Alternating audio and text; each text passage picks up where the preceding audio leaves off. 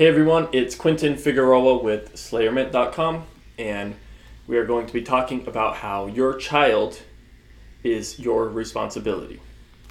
And yeah, because I know it's a little shocking to say that your child it's on you. You know, you created your child, it's your responsibility.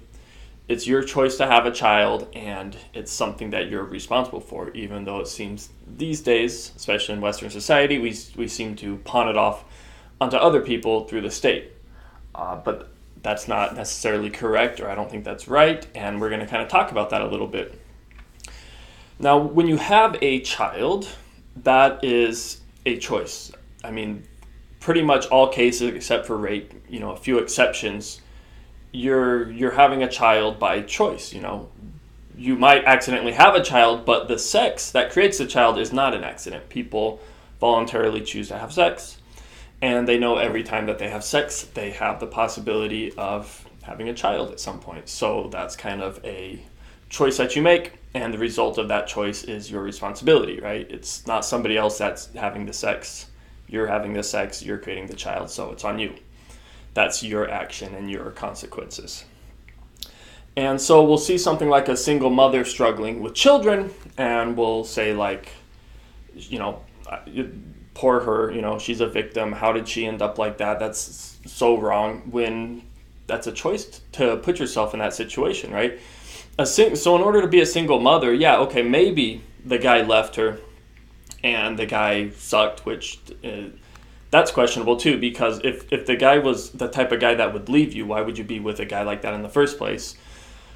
But regardless, in order to be a single mother, you have to be a mother. In order to be a mother, you have to have a child. And in order to have a child, you have to have sex and create that child with somebody. So, when you're creating children, creating a family, as a woman or as a man also, you need to kind of plan ahead and think about, okay, I'm going to have a child. This is a kind of a big responsibility. Don't really want to mess it up. So, you think about that.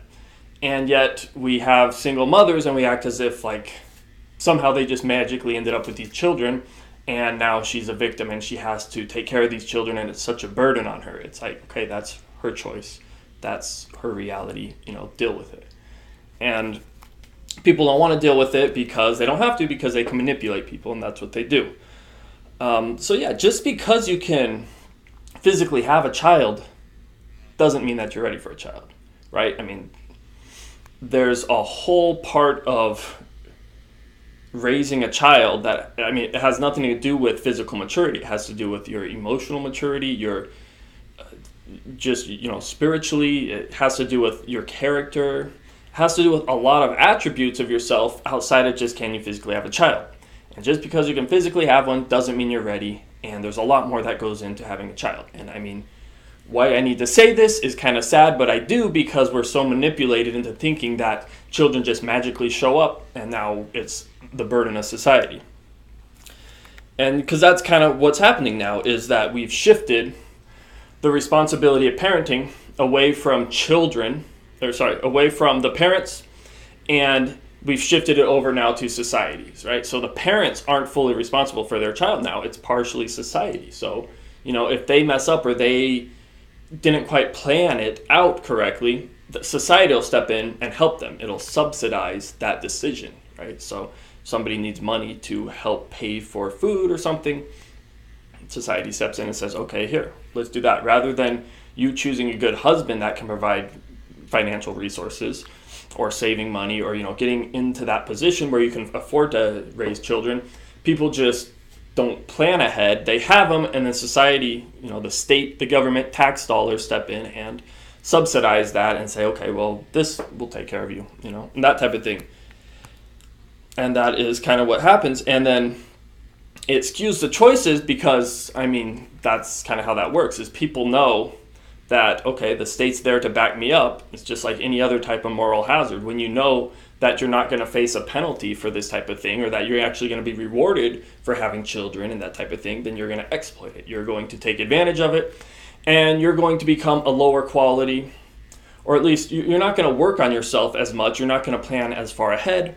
it's going to skew your choices. You're going to make inferior choices than if you had to actually take the full self-responsibility yourself, or at least through yourself and your family and that.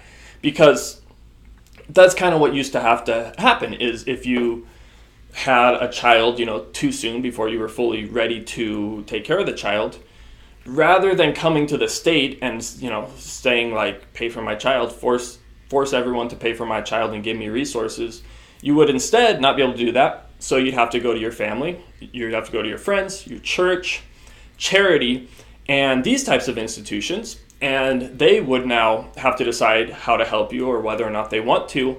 And it would be a little bit harder on you in the sense that you would take more responsibility. It's like you are more accountable to your family or your friends than you are to the state, right? So if you had a child, when you weren't ready, your family would get on you and they'd be like, okay, well, this shouldn't happen again. Or, you might have like an older brother or sister that had a child and you'd be like, oh, wow, that was hard on them. The family, the friends weren't happy about it. They didn't help them out as much. I'm going to be smarter about my decision. So you'd kind of have that accountability and that understanding of like, yeah, I'm not going to do this until I'm ready. But of course, the state now skews that. Before, we had to kind of reciprocate value and accountability. Like if we wanted help from our family and friends, well, then we would need to help them also, right? It wasn't just only one-sided take like it is with the state through, the welfare state. So we actually had to be better people. We had to be more virtuous. We had to help others, and we weren't just isolated in this like one-way streak. There was reciprocation both ways. And now, due to the state, it is not quite that way, right? We don't sacrifice to others anymore.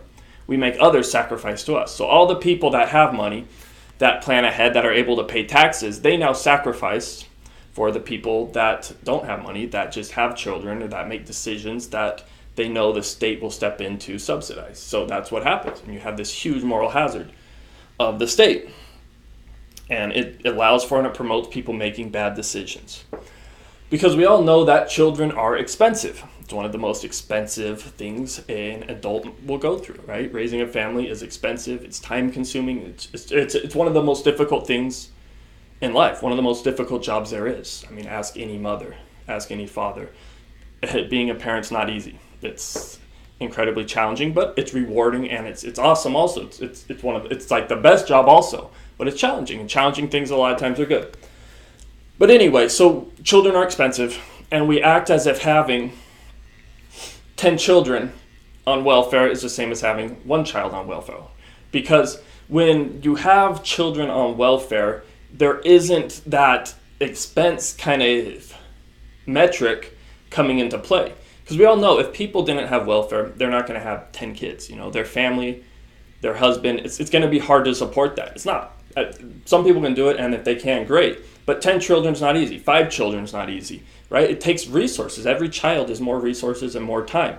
And if you don't have a state to subsidize that, you're not going to do that. So if we didn't have the state subsidizing children right now, you wouldn't have people running around with multiple children who can't freaking afford one. It's a bad thing. It's not very smart, but that's kind of what you would do if you'd want to hurt society, which apparently that's what we want to do. So yeah, children are expensive, and it's a huge burden. And you could look at it like health insurance, right? So if you had 100 people who smoked and they ate really bad, and then they now expected the people who did not smoke and did not eat bad to pay for them, or to at least pay the same, say, in health insurance, right? So they had to pay the same premium, like, I don't smoke, I don't eat bad, I take care of myself or whatever. And then you have these other people that do smoke, they eat bad, they end up in the hospital way more, right? But now I'm supposed to pay the same insurance premium as them. It's obviously not fair, and it's not right. It doesn't make sense. But that's kind of what is going on with welfare, right? So, because with health insurance, high-risk individuals, they pay a higher premium, right? And with taxes, the welfare state, you have high-risk individuals pay a lower premium or nothing at all, right? So a welfare person, somebody that's getting support for their children, they're a high-risk individual. They take more resources, right? That is the smoker or the bad eater of the health insurance world. But yet, when it comes to taxes, the premium, they pay very little or anything at all. It's just pure on the receiving end. So it's the exact opposite of how it works in health insurance. And in health insurance, it's done that way because that's what makes sense. That's the only way it could work, so that insurance could work, where people would be able to pull out when they need to and have it pay in and work correctly and allocate the finances right. That's how it works. And obviously, if you don't do it that way, it's not going to work. But that's how we do it with freaking taxes, and it's pretty weird. It's not the brightest thing to do. So yeah, and I'm not saying that.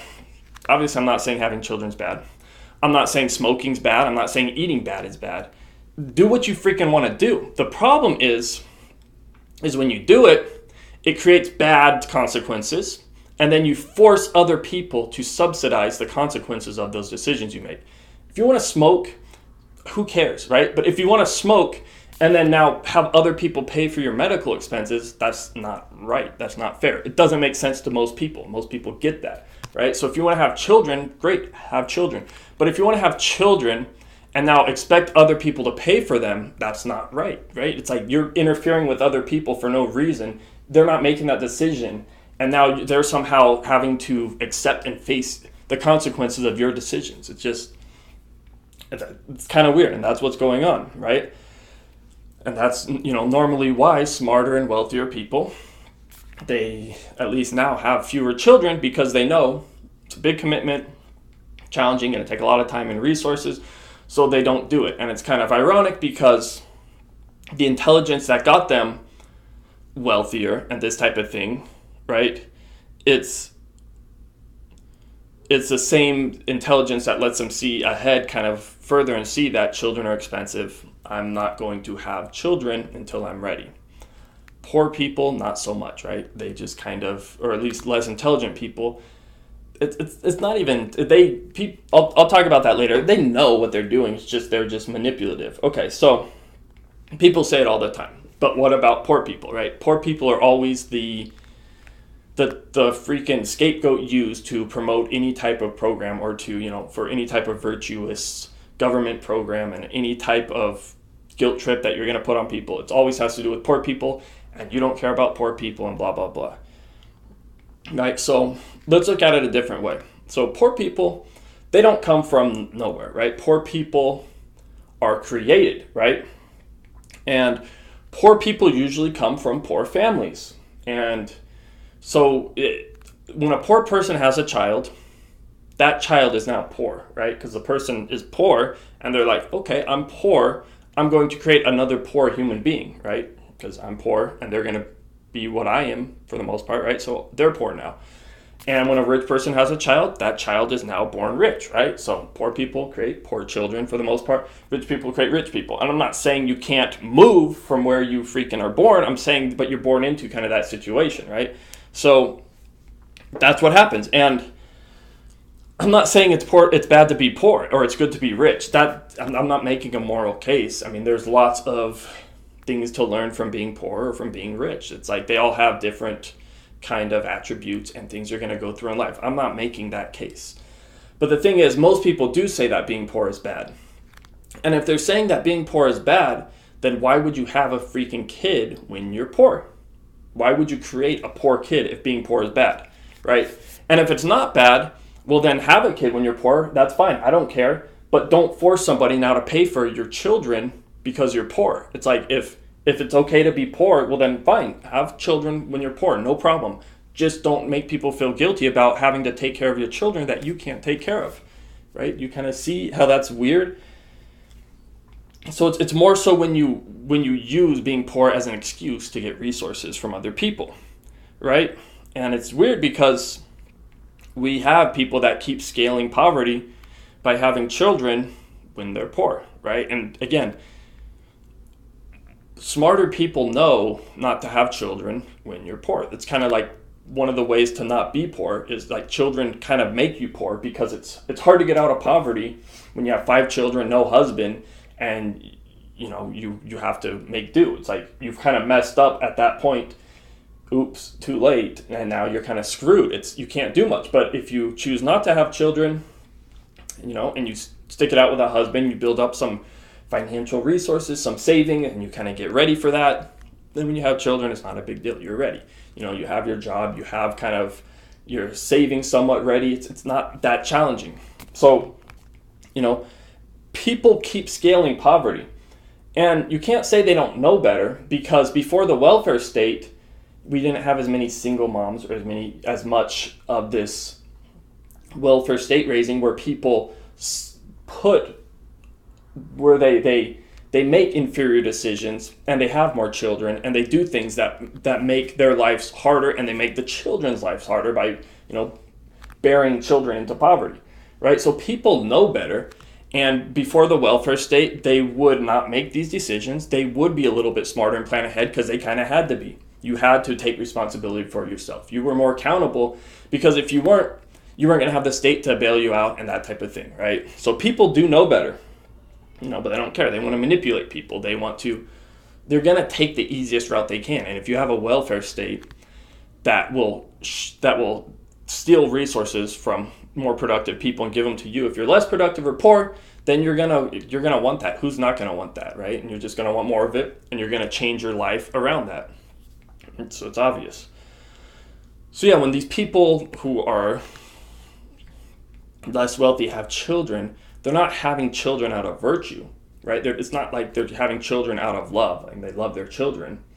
They're having children because their children are a tool to generate resources for them. And that's the sad truth. It's not 100% that, but you have that aspect of it. And it's sad because we're talking about children here. And it's like, people will come to you and say, you don't care about poor people. It's like, I don't care about poor people. You're talking about poor people who are having children, not to have children fully because they love them or because they want to have a family and a husband and to have, grandchildren, to build a family that's happy and that grows and has loving parents. They want to have children so they can get resources and so that they can manipulate people. And it's sad that I have to state the obvious, but I'm going to, because not a lot of people like to state obvious things. It's kind of weird that people act like everything's so confusing, but this isn't that confusing. People know the truth, and that's how it goes. So next time somebody asks you if you care about poor people, do you care about poor people? What do you think about poor people? That type of thing. You need to ask them, do poor people care about poor people? Because poor people are the ones that are creating more poor people. It's not wealthier people, right? Wealthier people are creating wealthier people. Wealthier people are teaching children how to get out of poverty. Wealthier people are telling poor people that they can become anything they want to be, that they can do anything that they want to be, and that it all starts with what they think and what they create, and they can do anything. Where poor people keep telling their children, you can't do that, you can't be this, you can't excel. And they're the ones that are creating more poor people and more poverty. And they're the ones that are scaling the reality of poverty. So think about that next time people ask you whether or not you care about poor people. And remember that children are not your they're your responsibility when you have them, but other people's children are not your responsibility, right? Your children are your responsibility. It's not the responsibility of society to look after your children. It's your responsibility. If you want to be a better person, if you actually care about poor people, it's your responsibility. And having a child is a choice that you made. So take responsibility for it and stop putting it onto other people. And thank you very much for listening, everyone. Bye-bye.